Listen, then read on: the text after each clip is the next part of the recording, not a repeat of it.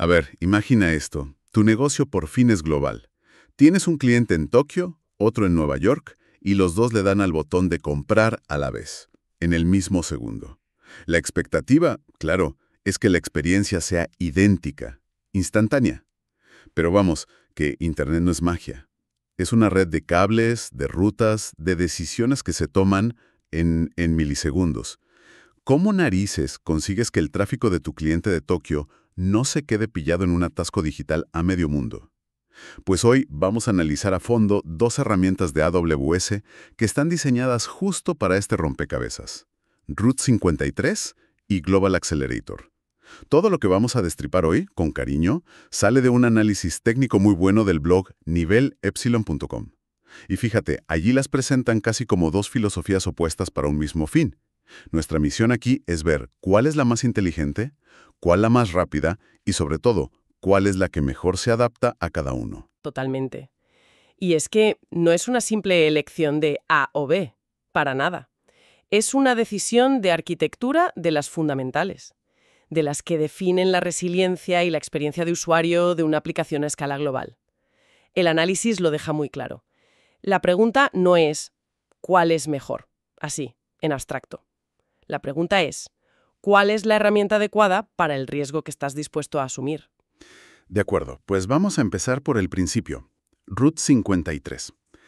El análisis deja claro que esto no es el típico servicio de DNS que se limita a asociar un nombre, como miempresa.com, a una IP. No, no. Lo describe como un sistema que usa datos en tiempo real. A mí me suena como pasar de usar un mapa de papel a usar un GPS que te recalcula la ruta al segundo según el tráfico. Pero, ¿cómo funciona esa magia? ¿Estás simplemente haciendo ping a todo el tiempo? Porque suena un poco a caos. Es una buena pregunta porque datos en tiempo real puede sonar a marketing, pero lo fascinante aquí, y el artículo lo detalla muy bien, es que combina varios mecanismos. El primero es la monitorización de latencia. Route 53 tiene puntos de medición repartidos por todo el mundo, en sus ubicaciones de borde, y desde ahí está continuamente midiendo los tiempos de ida y vuelta, el famoso round trip time, hasta los servidores de tu aplicación. Con eso, consigue dirigir a cada persona no al servidor que está más cerca en el mapa, sino al que responde más rápido, en ese preciso instante. A ver si lo pillo. O sea, si un usuario en Madrid está geográficamente más cerca de nuestro servidor en Frankfurt, pero por una congestión de red, el servidor que tenemos en Irlanda está respondiendo 5 milisegundos más rápido, Route 53 lo manda a Irlanda, ignora la geografía por la velocidad pura y dura. Precisamente. Y ese es el matiz clave que mucha gente pasa por alto. En el mundo de las redes, la cercanía no son kilómetros, son milisegundos. Y el segundo pilar de esa magia son los chequeos de salud, los health checks. El sistema está todo el rato preguntando a los servidores, ¿estás ahí? ¿Estás bien? Y según la fuente, lo hace con una frecuencia muy alta. Por defecto, cada 10 segundos. Si uno de los servidores no responde bien un par de veces seguidas, ¡pum!, lo declara no saludable y lo saca de la rotación casi al instante. Momento. ¿Y comprobar cada 10 segundos no puede crear falsos positivos? Me imagino un pequeño bache en la red, un microcorte de nada, y de repente un servidor que está perfectamente sano queda fuera de servicio, y empeoras la situación en vez de arreglarla. Es un riesgo real, sí, y por eso estos sistemas son configurables. El artículo no entra a ese nivel de detalle, pero en la práctica se suele poner un umbral. Le dices, por ejemplo, márcalo como no saludable solo si falla 3 comprobaciones seguidas. Así te cubres de esos baches temporales sin sacrificar una respuesta rápida ante un fallo de verdad. Y para que esa respuesta sea rápida, el análisis insiste muchísimo en la configuración del TTL. Cierto, el TTL. Time to Live. Lo mencionan como algo crítico. Por lo que entiendo es como la fecha de caducidad de la información, ¿no? Le dice a los servidores DNS del mundo cuánto tiempo deben recordar una ruta antes de volver a preguntar. La fuente recomienda 60 segundos o menos, lo que me parece muy agresivo. ¿No significa que miles de servidores están bombardeando nuestro sistema para pedir lo mismo una y otra vez? ¿No tiene un impacto en rendimiento o en coste por tanta consulta? Sí, es un equilibrio. Un TTL más bajo significa más consultas DNS, y eso tiene un coste, aunque suele ser marginal. Pero el beneficio en un escenario de fallo, en un failover, es enorme. Al forzar a todo el mundo a preguntar cada minuto, te aseguras de que si cambias la IP de un servidor caído por una sana, el cambio se propague por Internet muy rápido. Sin embargo, y aquí es donde el artículo señala la gran limitación de Route 53, esa propagación nunca es instantánea.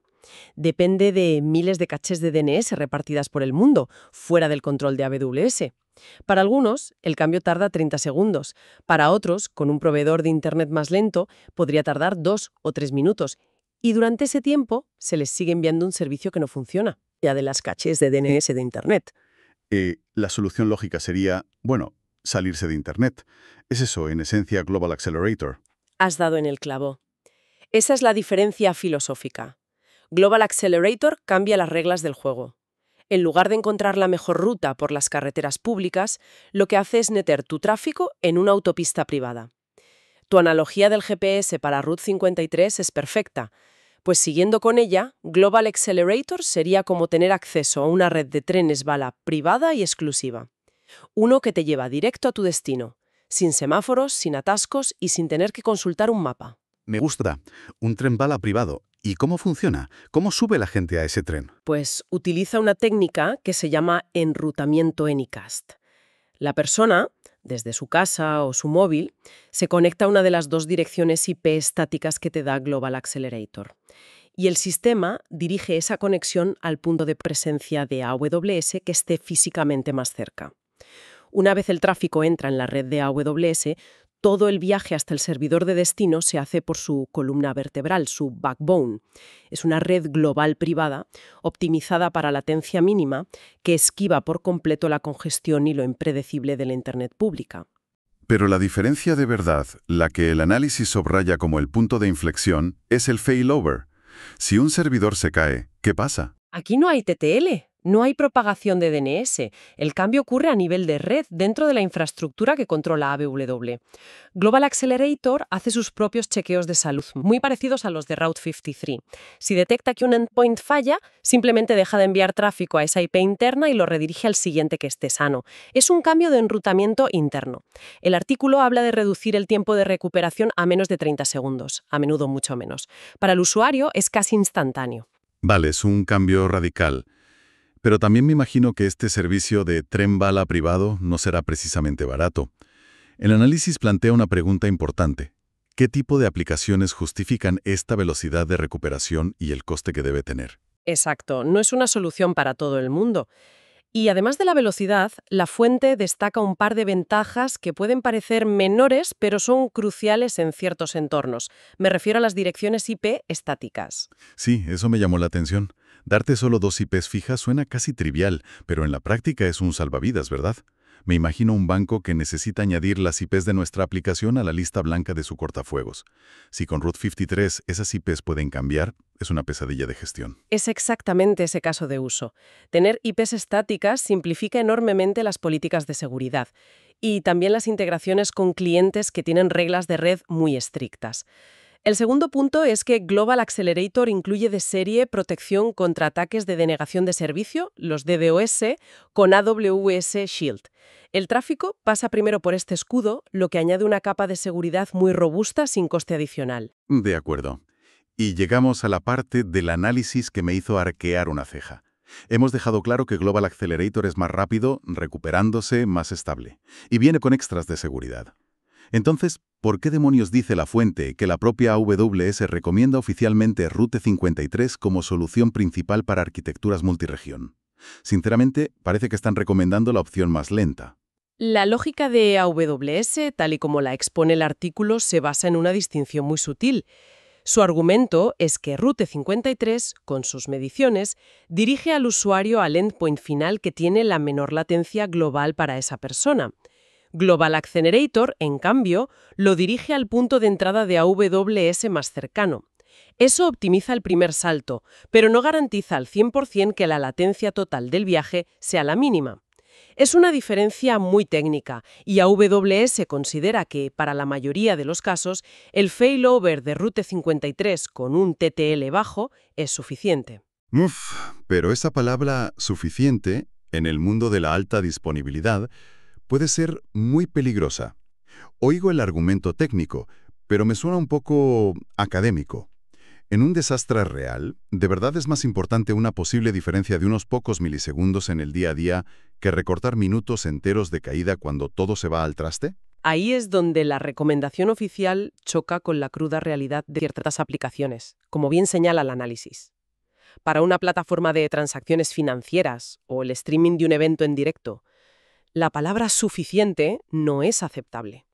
La diferencia entre minutos de caída con DNS y segundos con un cambio a nivel de red puede tener un impacto económico o de reputación gigantesco. De medio. Entonces, pongámonos en la piel de un arquitecto o un SRE que tiene que decidir. Necesitamos un modelo mental claro para no equivocarnos. Podríamos pensar en Route 53 como una especie de navaja suiza, ¿no? Increíblemente versátil y buena para casi todo. Es una analogía perfecta. Y si seguimos con ella, la decisión se vuelve bastante clara. Deberías usar Route 53, la navaja suiza, si el coste es un factor prioritario, porque es bastante más económico. También es tu herramienta si necesitas un control de tráfico muy granular, dirigir usuarios de un país a un servidor, hacer despliegues por porcentajes con enrutamiento ponderado y, por supuesto, si tu aplicación puede tolerar una interrupción de unos segundos hasta potencialmente un par de minutos durante un failover. Lo que, siendo sinceros, describe a la gran mayoría de aplicaciones y webs del mundo. No todo es una plataforma de trading de alta frecuencia. Correcto. Por otro lado, la balanza se inclina hacia Global Accelerator, que ya no sería una navaja, sino una herramienta de precisión, como un bisturí láser. Es la elección obvia si el tiempo de inactividad tiene que ser prácticamente cero. El artículo menciona sanidad, comercio de acciones. También es la opción ideal si buscas la máxima consistencia de rendimiento que solo una red privada global te puede dar.